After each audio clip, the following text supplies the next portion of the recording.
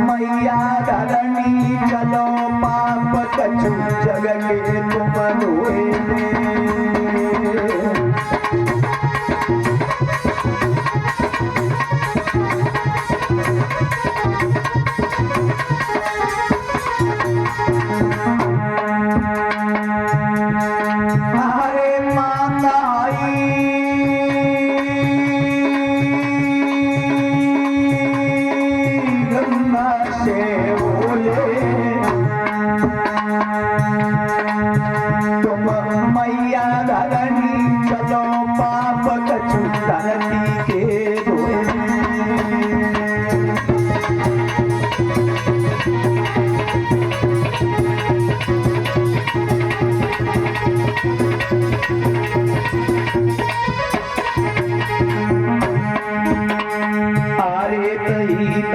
मैया ने वाणी अरे कही तब गंगा ने वाणी तुम चिंता कतई करो नया पृथ्वी सो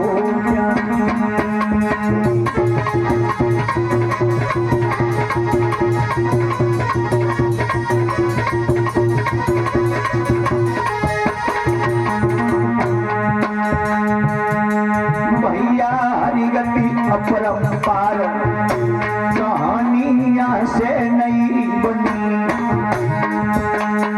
वीर नारी गति अपरंपार कहानी दूजी नहीं बनी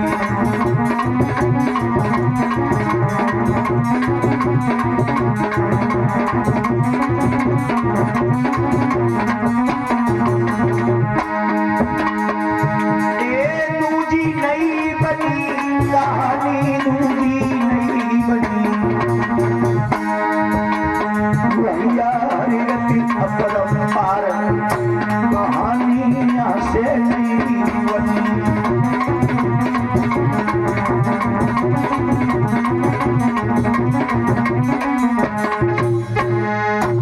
याद रखना महाराज भागीरथी ने कहा मैया गंगा से चलो पृथ्वी पे तुम्हें चलना पड़ेगा। आवाज लगाई कोई बात नहीं हम जरूर चलेंगे।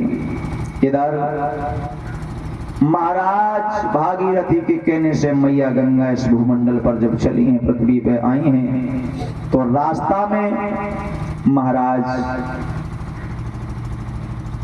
एक पर्वत मिला उसने गंगा मैया को रोक दिया और जब पर्वत ने गंगा मैया को रोका है आवाज लगाई तुम बहुत सुंदर हो हम तुम्हें जाने नहीं देंगे। भैया क्यों नहीं जाने दोगे? भागीरथी ने कहा क्यों नहीं जाने दोगे? बोले नहीं जाने देंगे। क्यों? बोले हमें इनसे विवाह करना है। तो भागीरथी ने देरी नहीं की, आवाज लगाई तुम विवाह करना चाहते हो वो भी गंगा मैया से? बोले यार। गंगा मैया ने आवाज लगाई सुनो विवाह तो हम कर लेंगे लेकिन कुछ शर्त हमारी है भैया। आवाज लगाई क्या शर्त है? आवाज ये लगाई गंगा मैया बोली अगर तुम मेरी जल की लहर में 3 बार खड़े रहोगे हम 3 लहर जल की लगाएंगे, अगर तुम खड़े रहोगे तो हम तुमसे विवाह करेंगे। आवाज लगाई ये तो बहुत छोटी शर्त तुम्हारी है। कहा ठीक है। नहीं मानी गंगा मैया। अब उस पर्वत को गंगा मैया ने काट दिया और आगे बढ़ी। इधर इंद्र का ऐरावत हाथी रुकावट करने के लिए पहुंच गया। बोले ऐसे नहीं जाने दूंगा। कैसे जाने दोगे? बोले हम तुमसे विवाह करेंगे। गंगा मैया ने कहा वाह वही बात तुम भी विवाह करने के लिए आए? बोले हाँ। तो आवाज लगाई देखो विवाह तो हम तुमसे करेंगे। गंगा मैया ने कह दिया ऐरावत से हम विवाह तो करेंगे लेकिन कुछ शर्त है। क्या शर्त है? आवाज लगाई, वो एक शर्त ये है, विवाह तो करेंगे लेकिन तुम मेरे जले में खड़े होकर के दिखाओ। अगर तुम मेरे जल में खड़े रहे तो हम तुमसे विवाह करेंगे, और जल से तुम भागना प्रारंभ कर दिए, निकल गए, तो तुमसे विवाह नहीं करेंगे। ऐरावत कहने लगा, पागल हो तुम, जल की लगाए, हम जल में पूरे जीवन भर खड़े रहें लेकिन शादी तो तुमसे करेंगे। क्योंकि रूप गंगा मैया का इतना सुंदर था। गंगा मैया ने कहा, ठीक है ऐरावत, तुम्हें भी थोड़ा नजारा चखाना पड़ेगा, शादी तो करेंगे तो आ जाओ। तो गंगा मैया ने जल के वेग को जैसे ही बहाया, ऐरावत जल में खड़ा हो गया। क्योंकि शादी के चक्कर में परीक्षित जी महाराज मुर्दा अगर जा तो वो लला, और बाजे कहते कि शादी तुम्हारी करब है तो वो जिंदा हो सकत। शादी को नाम ही परीक्षित जी ऐसो है कि शादी के पीछे लोगों की हुई ही बर्बादी लला। तो शादी के चक्कर में ऐरावत जल में खड़े हो गए, बोले मानेंगे नहीं। तो गंगा मैया ने जल का इतना तेज महाराज वेग किया है कि ऐरावत हाथी को डोका लगने लगी जल में। और ऐरावत हाथी जब डूबने लगा तो चिल्लाने लगा, और जब चिल्लाया है, अब बचाओ बचाओ चिल्ला रहा है। गंगा मैया ने कही खड़े रहो, 3 डोके की बात हुई, अभी तो पहला ही झोंका है जल का है? अब ऐरावत चीखने लगा जल में, भैया चिल्लाने लगा।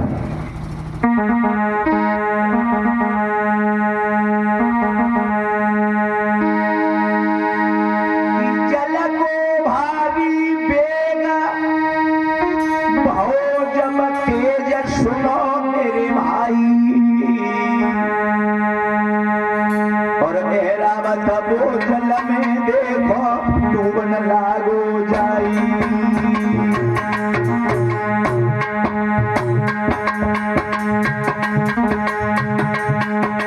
ए भैया, ऐरावत हाथी जल में डूबने लगा। भैया कथा कह रहे भैया, भागवत कह रहे, हमें समय है ये सामान फट रहा,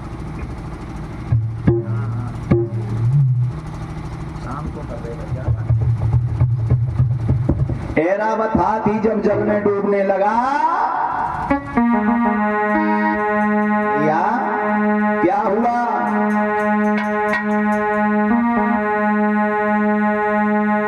अरे नाही पल की देर लगाई,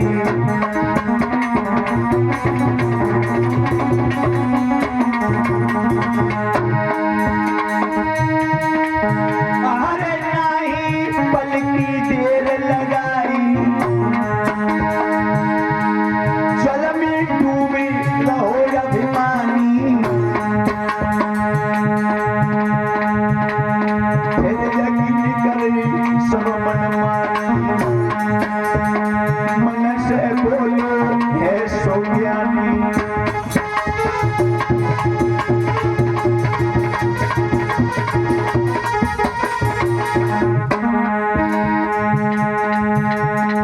मोए क्षमा मात मेरी कर दीजिए धीरे धीरे, निक प्राण हमारे बचाए दीजिए धीरे धीरे।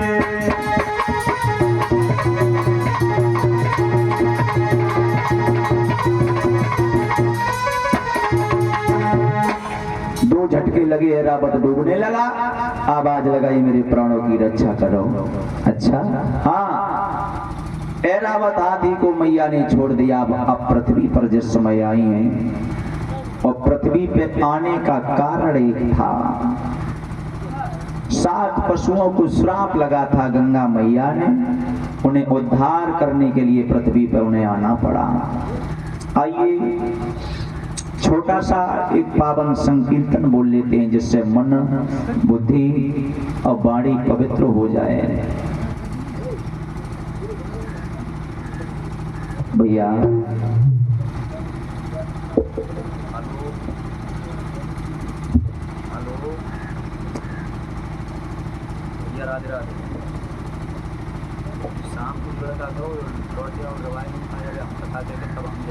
डाला। हाँ दो लौट डाल रहा उसको दे रहे। हाँ अब यार गाना करवाए क्या भैया देरी नहीं होती है,